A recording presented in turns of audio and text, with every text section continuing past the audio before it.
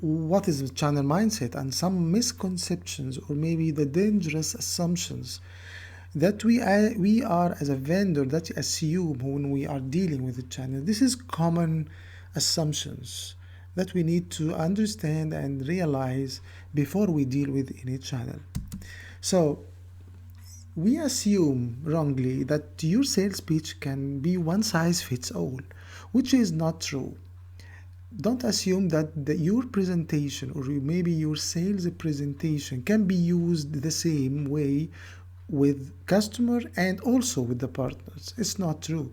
So you need first we have deep analysis and deep understanding. We need to perform with your partner on your channel to understand more the requirement, the priorities, the goals, the common goals, and to fit our presentation and to customize our presentation to fit the channel. Okay, so we need to sell ourselves to the channel different than we sell our solutions to the customer. Okay, the second wrong assumption here, that you can turn the channel on with a flip of a switch. So this is not commonly true. So what would normally happen, that it takes time. Yes, it takes time to recruit, it takes time to enable, it takes time to understand each other and build a rapport and test each other in the delivery, not only in the leads.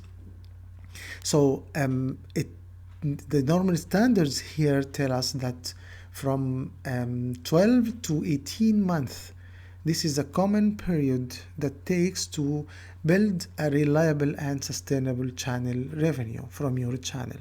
It could be 6 months in some cases, but usually to have a steady pipeline with your channel, it takes some time. The other assumption is that you and your channel partners have the same priorities. So you need to be careful about this, because don't assume that you have the same priority as your channel. You need to understand first your channel priority. I have some example here, very good example in Mexico. When I deal with one of the channels there in Mexico, they work in the hardware. And I assume that I can put my software blended or maybe embedded on their hardware very easily and sell together. And this is a good opportunity. But after a while, the government asked them to change the strategy, because they already distributed a lot of tablets, and what happens that the tablet is not used and they have to look for another hardware to be installed in the class, to be like a hub or something, and in this case they change the priorities.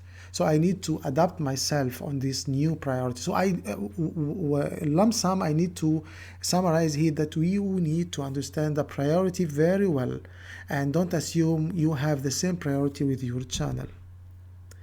Your partner will create additional demand. This is assumption as well. So it's not that way, because your partner already created demands on another solutions or another software or another products. They see that they have a lot of demand on these other products. But what about your product? So you need to convince the partner and the channel that there is a demand and there is a problem that your product or service can solve immediately. And in this case, they will realize by time that there is a demand on your software or on your product or service. So don't assume that your partner will create additional demand immediately. The last assumption, that you can set it and forget it. And believe me, the channel will not work this way. So you need to be continuously and sustainable coaching the channel and supporting the channel.